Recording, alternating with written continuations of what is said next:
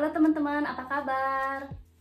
Hari ini aku mau cerita gimana pertemuan aku dengan suamiku Ian. Gimana sampai akhirnya kok aku menikah dengan bule Inggris.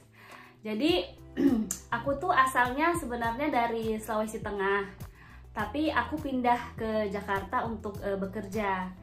Aku waktu itu tinggal di Jakarta kurang lebih sekitar 10 tahun. Nah, terus waktu di Jakarta aku tuh sibuk kerja, teman-teman. Ya tau lah ya, Jakarta ya, macet dan pokoknya sibuk kerja. Pagi udah pergi kerja, pulang udah malam, setiap hari seperti itu. Terus aku juga punya banyak teman waktu itu. Jadi kita tuh selalu keluar, selalu nge-mall, selalu ada teman bareng gitulah. Akhirnya nggak sadar waktu berlalu cepet banget. Sadar-sadar waktu itu aku umurnya udah 35 apa 36 gitu. Terus aduh, aku tuh pengen menikah gitu. Aku pengen menikah, pengen punya teman hidup, nggak mau sendiri lagi gitu. Terus namanya udah umur 35, 36 gitu, aduh, mau ketemu orang baru di mana, mau kenalan orang baru tuh di mana. Ada juga sih, maksudnya temen yang dikenalin sama temen gitu ya. Tapi waktu itu nggak terjadi sama aku. Jadi ini bener-bener pengalaman aku pribadi nih. Terus akhirnya aku pikir, aduh gimana ya? Ya udah, waktu itu ngobrol-ngobrol sama teman. Iya pengennya menikah ya, udah umur segini, udah kita keasikan kerja nih. Terus temen itu waktu itu kasih aku sebuah buku tentang dating gitulah. Nah terus di buku itu dia bilang, penulisnya bilang, aku tuh lagi inget-inget judul buku itu apa, tapi aku tuh lupa banget karena udah lumayan lama, sekitar tahun sekitar 2016 apa 2017 gitu aku baca buku ini. Nah si penulis itu bilang, kamu gimana mau ketemu dengan teman hidup, potensial teman hidup kamu kalau orang yang kamu ketemu itu doang. Aku pikir-pikir, iya juga ya, masuk akal ya. Dia bilang, kamu tuh harus ketemu banyak orang baru. Terus aku pikir, ketemu orang baru di mana? Ke kantor orangnya itu doang. Terus teman-teman aku keluar ya orangnya itu doang. Setiap kali nge-mall banyak orang sih, tapi kan kita nggak kenalan ya, kita cuma berpapasan lewat doang. Terus si penulis itu bilang, ada beberapa cara nih kamu bisa ketemu orang baru. Kamu dikenalin teman. Terus ada hal-hal cara lagi, yaitu kamu kenalan di website, di online dating. Aku waktu itu, aduh online dating, itu bener-bener baru buat aku. Terus aku juga rada-rada serem, aduh online dating itu bener-bener orangnya asing. Aku nggak tahu orangnya itu seperti apa, aku takut ya waktu itu. Terus dia bilang, kamu tuh sehari itu kenalan dengan banyak orang. Kalau di online dating tuh lebih luas gitu untuk kamu bisa ketemu orang. Terus aku pikir, ya juga sih. Terus akhirnya aku mulai Google nih, online dating itu ada apa aja, terus gimana sih dunia online dating. Nah aku ketemu nih beberapa website waktu itu pas aku Google. Ada yang gratis, ada yang berbayar. Waktu itu aku nemu yang pertama itu Asian Dating. Itu gratis, kita bisa lihat profilnya orang, bisa lihat fotonya orang. Tapi kalau kita nggak bayar, kita nggak bisa saling kirim pesan, kecuali salah satu itu bayar. Jadi misalnya dia bayar, aku nggak bayar, kita bisa saling kirim pesan. Atau dia nggak bayar, aku bayar, sebaliknya gitu, bisa kirim pesan. Waktu itu karena aku masih mau coba-coba, aku nggak mau yang bayar, aku mau yang gratisan dulu aja, mau coba. Daftarlah aku di website Asian Dating. Terus lihat banyak orang gitu kan, aduh rada serem nih, rada takut juga waktu itu nih, gimana. Ada beberapa orang yang kirim pesan gitu, kirim message. Salah satunya itu ada orang Australia gitu. Terus ya udah kita kenalan, temen, ngobrol gitu. Tapi ya cuma sampai di ngobrol-ngobrol gitu doang. Soalnya aku pikir coba website lain. Teman ada bilang ada nih Christian Cafe. Terus aku daftar lah Christian Cafe. Tapi Christian Cafe juga harus berbayar dan waktu itu lumayan mahal karena kan kita harus pakai dolar ya bayarnya. Jadi aku cuman yang Christian Cafe itu aku nggak bayar. Jadi aku cuma daftar aja. Dan ada beberapa juga yang message aku dan ngobrol-ngobrol gitu doang. Pokoknya kan intinya kan si penulis itu bilang, pokoknya kamu harus kenalan sama banyak orang baru gitu. Terus akhirnya aku ada nemu lagi nih website nih di Google, namanya itu eHarmony. Reviewnya sih bagus banget ya, eHarmony ini, dan dia berbayar. Aku daftarlah eHarmony. Nah kalau yang eHarmony itu kita bener-bener nggak bisa lihat, kita nggak bisa lihat foto ya. Waktu itu kita bisa baca profil, tapi itu nggak bisa lihat fotonya kalau nggak bayar. Terus waktu itu lumayan mahal, aku lupa sih tepatnya berapa. Jadi aku waktu itu belum langsung bayar, aku coba-coba dulu sih eHarmony itu apa aja sih ini isinya. Nah ternyata kita itu nggak bisa main browsing mau lihat siapa aja. Ternyata sistem eHarmony itu kita isi profil kita, terus kita maunya seperti apa, sama disesuaikan sama pribadinya kita. Nanti tiap hari itu eHarmony akan kirim kira-kira orang match dengan kita itu yang gimana, kirim. Terus karena aku udah lumayan lama waktu itu daftar, aku tuh dapat email promo gitu. Kamu kalau daftar sekarang dikasih promo. Waktu itu lumayan murah sih. Waktu itu 3 bulan. Waktu itu aku bayar berapa ya? Aku tuh agak lupa loh. Kayaknya tuh 500.000 gitu buat 3 bulan apa 400.000. Waktu itu sekitar 2016 atau 2017 ya, 2017 ya. Oh, aku oke nih harganya nih, aku bayar gitu. Aku daftar, akhirnya aku bisa lihat muka-muka orang yang ada di situ, wajah-wajah orang yang ada. Teman-teman, karena aku udah bisa lihat muka-muka orang itu, jadi aku mulai nih tiap kali dikirimin match, aku klik buka lihat orang itu seperti apa. Dan karena aku tuh Google, di Google tuh banyak informasi gitulah, harus hati-hati. Pokoknya itu banyak penipuan di online dating, banyak scammer. Hati-hati, pokoknya jangan mau dimintain duit, jangan mau kalau minta dikirimin kado lah, apapun, pokoknya jangan. Jadi teman-teman, pokoknya kalau di dunia online dating itu logika kita itu harus jalan banget. Pokoknya nggak bisa udah klepek-klepek duluan gitu kalau ada yang kontak. Pokoknya logika harus jalan nih, pokoknya jangan klepek-klepek duluan. Pokoknya bener-bener harus pastiin orang itu real apa enggak atau scammer, karena banyak ya orang-orang itu pasang fotonya tuh cakep-cakep teman-teman. Jadi maksudnya kita lihat foto kan, kalau online dating ya kita lihatnya dari foto ya sebelum kita ngobrol sama orang itu hati-hati. Apalagi ada beberapa yang kirim pesan ke aku tuh fotonya tuh kayak foto profesional banget, kayak foto majalah-majalah gitu. Jadi ini orang kayak nggak real gitu. Banyak banget teman-teman yang kontak aku itu orang seperti itu. Banyak banget scammer yang kontak aku ya teman-teman. Selain scammer itu ada juga sih beberapa orang yang akhirnya jadi teman gitu, kontak, ngobrol. Kita akhirnya tukeran nomor WhatsApp, terus teks kirim teks gitulah, kirim WhatsApp tiap hari gitu. Tapi ya cuma sampai situ doang teman-teman.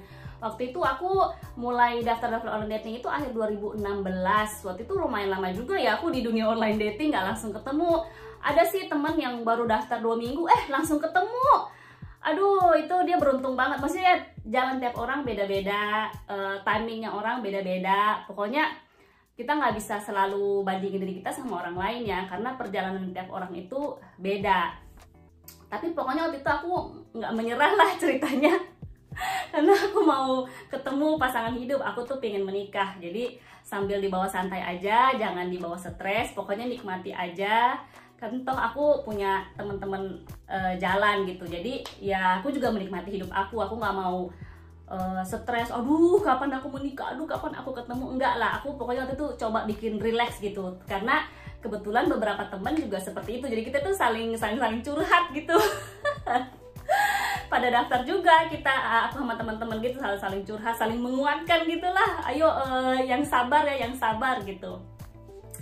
Terus waktu itu expire tuh yang langganan aku, yang aku udah bayar itu kan cuma 3 bulan. Aku pikir lanjut nggak ya, jangan dulu soalnya aku belum ketemu nih. Udah biarin dulu aja deh, break dulu deh karena belum ketemu. Ya udah aku biarin dulu aja.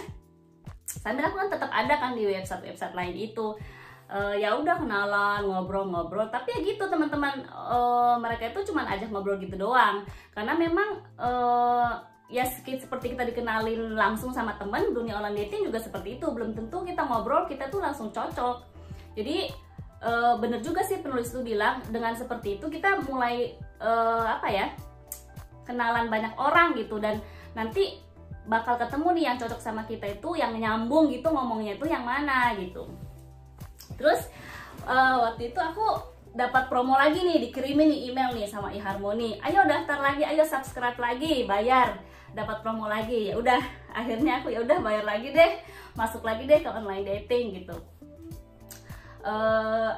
Saudara-saudara gitu pada nanya, ayo kamu kapan kok belum ketemu jodoh, Jakarta itu kan gede, masa sih nggak ada satu orang pun yang cocok? Ya iya sih, Jakarta itu gede, cuman apa ya, nggak segampang itulah ya ketemu. Akhirnya aku daftar lagi nih. Waktu itu aku inget banget 2018 awal tahun, aku langganan lagi, dapat subscribe lagi, aku bayar lagi 30 itu dapat promo lagi. Pokoknya dapat promo baru aku bayar. Nggak modal banget ya. Terus aku tuh kalau dikirimin match gitu, terus aku lihat fotonya lumayan, terus profilnya oke lah gitu ya, aku kirim smile. Nah terus waktu itu aku kirim smile nih, kirim smile, masuk nih profil satu orang, si Ian ini. Aku kirim smile lah ke dia. Terus waktu itu aku inget banget Februari 2018 tanggal 14 pas Valentine, karena aduh Valentine sendirian nih, ya udah buka online dating aja deh. Pokoknya lucu banget ya teman-teman. Terus aku kirim smile, dia kirim message, dia kirim pesan ke aku teman-teman. Dia nanya, halo, apa kabar? Nama aku Ian, aku mau kenalan sama kamu kalau boleh gitu. Terus aku bilang, oh iya, terus aku balas gitu, iya boleh kalau mau kenalan.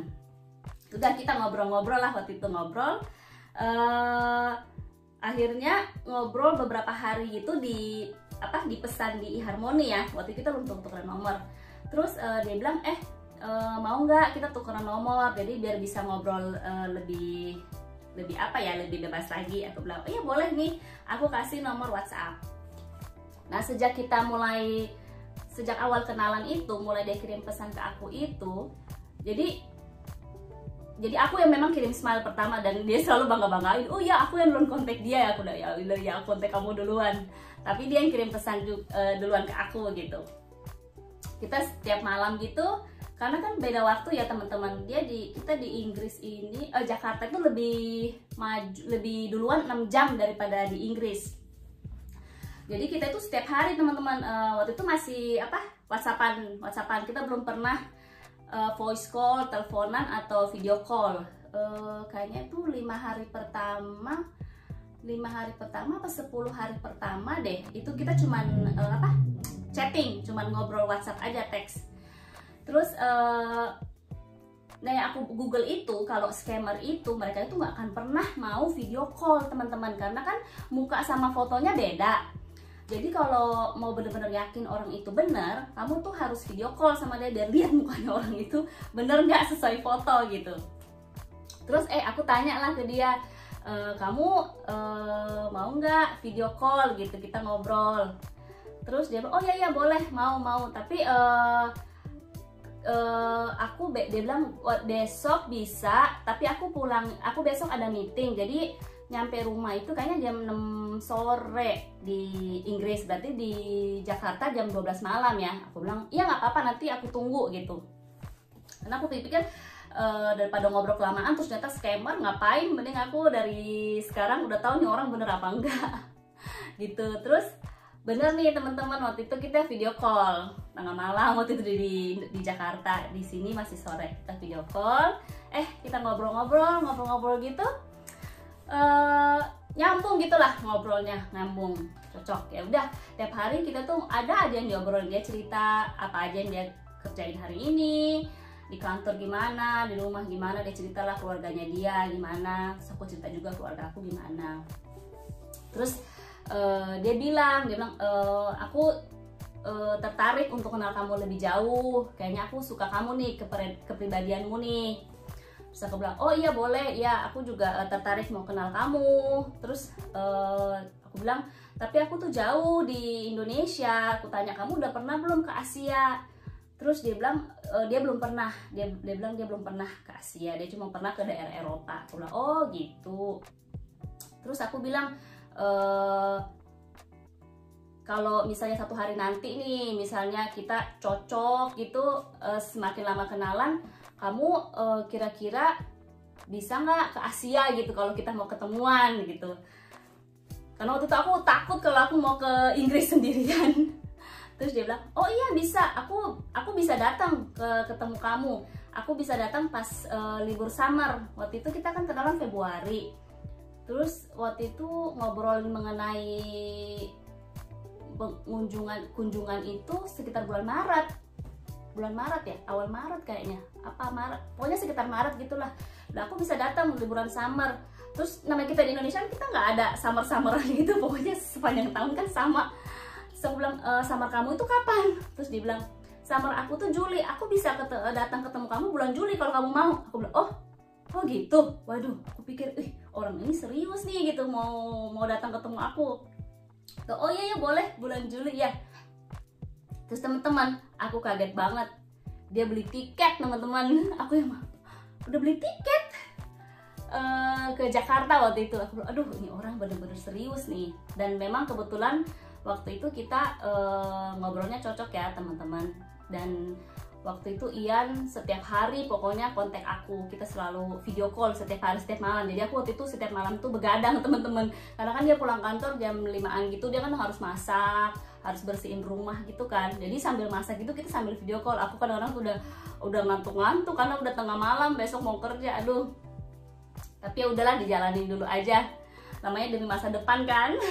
Terus waktu itu tadi aku udah cerita sampai mana ya? Oh ya, sampai omongan mau datang gitu, karena kita ngobrolnya nyambung, ada connection gitulah istilahnya.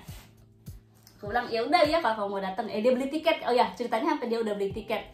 Dia beli tiket nih, aku bener-bener serius mau kenal sama kamu, aku udah beli tiket. Aku bilang, oh oke. Gitu. Oke, ini orang serius nih, ya udah gitu. Terus akhirnya bulan Juli dia datang, awal Juli waktu itu dia datang. Aku jemput di bandara. Dia bilang, aku nih pertama kali datang ke Asia, jadi aku nggak buta sama sekali nih mengenai Jakarta. Bilang, iya nanti aku jemput, pokoknya nggak usah takut, aku pasti jemput kamu. Terus waktu itu aku urusin booking hotelnya dia apa semua. Waktu itu teman-teman dia yang bayar ya untuk hotelnya dia apa semua. Jadi aku cuma pilihin hotel sama dia bareng, ambil video call gitu. Jadi tahu daerah-daerah mana yang nggak jauh dari aku. Terus itulah dia booking hotelnya. Terus pas hari dia datang, aku jemput ke bandara. Aku tunggu-tunggu gitu kan, mana nih orang kalau keluar, dia beneran nggak sih datang? Karena waktu dia transit di Dubai, dia itu chat gitu, udah di Dubai. Oh ya, jadi aku ya udah di Dubai. Pas aku udah di Jakarta, aku cek, ini flightnya udah mendarat. Sorry. Pas dia udah di Jakarta, aku cek flightnya ini udah mendarat, tapi orangnya mana? Aku di luar tuh lumayan lama teman-teman nunggu, hampir 1 jam deh kayaknya. So aku pikir, apa aku kelewat dia ya? Apa dia itu karena selama ini video call, mungkin aslinya beda kali. Jadi aku kelewat, sampai aku tuh ya di bandara itu keliling-keliling gitu cari-cari orang. Ini apa aku kelewat? Apa dia udah di luar sebenarnya? Tapi aku nggak lihat dia gitu. Ternyata enggak sih teman-teman, dia ternyata ditahan agak lama di imigrasi karena waktu itu jadi kan nggak ada pengalaman dia itu masuk ke Asia. Aku juga nggak ada pengalaman jemput bule gitu di bandara. Jadi kita tuh nggak kepikiran untuk aku tuh kasih dia itu bukti booking hotel itu. Nah semua bukti booking hotel itu karena di Indonesia aku yang bookingin, itu aku masuk ke email aku nggak tahu deh waktu itu kenapa gitu.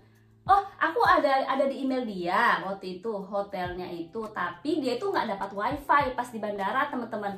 Dapat wifi tapi nggak bisa connect, jadi dia tuh nggak bisa buka emailnya untuk kasih lihat bukti booking hotel itu nih, tanya di imigrasi. Tentu tuh benar-benar nggak tahu ya, ternyata harus kasih lihat semua kayak gitu. Jadi dia agak lama gitu ditahan ditanya-tanya di imigrasi, sampai akhirnya dia bilang, ini nih teman saya, ini nomor HP-nya, kamu bisa telepon, dia lagi di luar nunggu saya. Akhirnya ya udah dia dibiarin keluar. Ketemulah kita gitu. Waktu itu aku mau berharap banget juga masih nggak mau berharap banyak, karena kan namanya di video call kita bisa nyambung, tapi pas ketemu langsung nanti belum tentu bisa nyambung. Jadi aku tetap maksudnya jaga gitulah, nggak mau sampai berharap gimana nanti siapa tahu pas ketemu langsung nggak cocok gitu kan. Aku nggak mau juga sampai udah berharap banget. Terus dia datang ke Jakarta. Pas di Jakarta ketemu sama saudara-saudara aku, ketemu sama teman-teman, kita ngobrol gitu. Dan waktu itu Ian 2 minggu teman-teman di Jakarta. Terus dia bilang, aku cocok nih ngobrol sama kamu, kita nyambung, terus kepribadian kita juga kok kayaknya masuk gitu. Terus dia bilang, kamu mau nggak datang ke Inggris, ketemu sama keluarga aku, lihat Inggris itu gimana. Aku kan belum pernah teman-teman keluar negeri yang jauh gitu, belum pernah. Aku paling waktu itu cuman Singapura sama Malaysia gitu yang nggak butuh visa. Terus aku bilang, iya aku mau sih kalau kamu mau aku datang ketemu keluarga kamu gitu. Terus setelah itu Ian balik ke Inggris. Dia minta aku urus nih, karena aku bilang aku butuh visa untuk masuk ke Inggris. Kita nggak bisa sembarangan datang kayak kamu gitu bisa masuk ke Indonesia bebas tanpa visa. Kalau aku tuh butuh visa, dan visa itu lumayan banyak lah persyaratannya. Terus karena waktu itu untuk pertama kalinya aku keluar negeri yang jauh, aku kan takut kalau visa ditolak, karena waktu itu bayarnya lumayan mahal. Visa ke Inggris tuh hampir 2 juta deh waktu itu ngurusnya. Kayaknya temen bilang pakai agen aja, karena kan agen udah tahu tuh berkas-berkas apa aja yang dibutuhin. Aku bilang oh ya udah, hanya aku hubungi agen. Terus dia kasih tahu nih apa aja yang dibutuhin. Dia bilang kamu kesana ngunjungin liburan atau kunjungin saudara atau gimana. Aku bilang oh aku mau kunjungin pacar. Waktu itu kita udah akhirnya meresmikan lah pacaran gitu.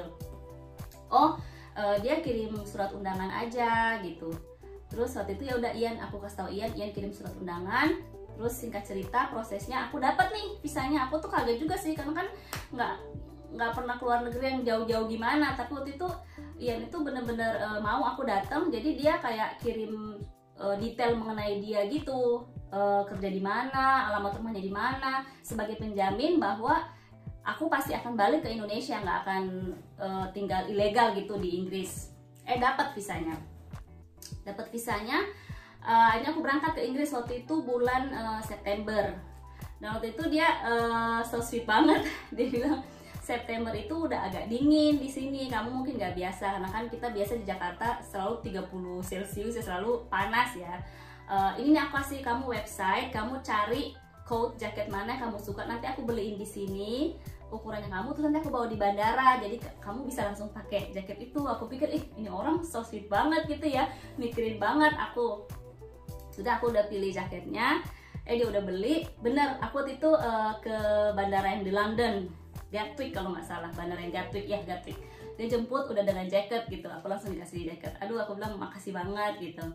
Terus pas di Inggris, pas aku datang ke sini, aku dikenalin lah sama keluarganya dia, sama teman-temannya dia, terus kita jalan-jalan. Nah, pas aku di sini, teman-teman aku di Inggris, malam-malam gitu, satu malam dia itu masakin aku. Kita nggak makan di luar, dia masakin aku di rumahnya dia. Terus abis kita dinner gitu, tiba-tiba dia berlutut, terus dia ngelamar. Dia ngelamar aku, teman-teman. Aku yang antara ya kaget, ya seneng, ya campur aduk gitulah. Terus aku jawab, yes, I will marry you gitu. Terus pokoknya apa ya, sama Ian itu kayak lancar banget gitu, teman-teman. Mulai dari kita ketemu, ngobrolan kita, sampai urusan dia mau dateng, sampai urusan visanya aku kesini, sampai aku ketemu dia di sini, ketemu keluarga dia tuh bener-bener semuanya tuh kayak lempeng gitu, kayak lancar gitu semuanya. Jadi aku tuh ya seneng banget gitu, karena kita juga waktu itu cocok ngobrolnya. Terus aku bilang yes gitu kan. Terus ya udah, dia kasih cincin ya, aku pakai nih cincin pertunangannya kita. Waktu itu bulan September akhir aku di sini sampai awal Oktober. Waktu itu aku 2 minggu di sini. Terus kita waktu itu ya udah, kita ngomongin mau married gimana gitu, kapan. Terus kita ngobrol, kita udah umur segini ngapain lama-lama gitu, kita udah cocok, udah ketemu keluarga, ngobrol kita juga udah cocok, nggak usah lama-lama gitu. Terus kita putusin waktu itu mau marriednya sekitar bulan Maret apa April aja. Terus mikir kita mau married di Bali gitu, married di Bali. Terus pas aku cek surat-surat gitu ya, ternyata itu visa spouse, visa untuk aku ke Inggris itu ternyata ribet banget, teman-teman. Ternyata setelah kita habis menikah di Indonesia, aku tuh nggak bisa langsung ikut Ian ke Inggris. Jadi aku harus di Indonesia dulu, teman-teman, ajuin visa. Jadi dia tuh habis menikah dia harus pulang sendiri. Terus dia bilang aku nggak mau, habis menikah aku pulang sendiri, aku mau sama istriku juga. Terus akhirnya kita waktu itu putusin lah untuk urus fiancé visa, teman-teman. Jadi fiancé visa itu kita bisa menikah resmi di sini. Jadi waktu itu kita putusin, singkat cerita, untuk yang Maret itu kita menikah di Bali dengan acara gereja, pemberkatan gereja. Nanti yang secara hukumnya itu di Inggris. Jadi yang di gereja, pemberkatan gereja di Bali dengan teman-teman dan keluarga aku. Terus yang di Inggris yang catatan sipil untuk secara legal, secara hukum nanti dengan keluarganya Ian. Jadi gitu teman-teman ceritanya, sampai akhirnya semuanya lancar teman-teman. Maret kita menikah di Bali secara gereja dengan teman-teman dan keluarga dan teman-teman dekat aku. Waktu itu aku nggak banyak, aku nggak mau pesta besar. Jadi waktu itu cuman 50 orang teman-teman, bener-bener pestanya itu intimate banget, bener-bener orang aku kenal dan kita tuh bener-bener menikmati acaranya. Jadi ya gitulah ceritanya sampai gimana aku menikah dengan Ian dan akhirnya aku pindah ke sini. Mudah-mudahan cerita ini bisa berguna untuk teman-teman yang mungkin masih mencari ya, mungkin masih mencari teman hidup, masih mencari pasangan hidup. Pokoknya jangan menyerah teman-teman, pokoknya kenalan dan jangan lupa juga berdoa. Aku waktu itu juga selalu berdoa untuk urusannya itu waktu itu lancar, dan benar-benar waktu itu memang semua lancar. Jadi nanti aku akan kasih link nih yang website eHarmony, aku ketemu Ian itu, aku akan kasih linknya di deskripsi ya teman-teman. Dan itulah ceritanya gimana pertemuan aku dan Ian sampai akhirnya aku menikah. Semoga kalian suka dengan video ini dan sampai jumpa di video aku yang selanjutnya. Bye.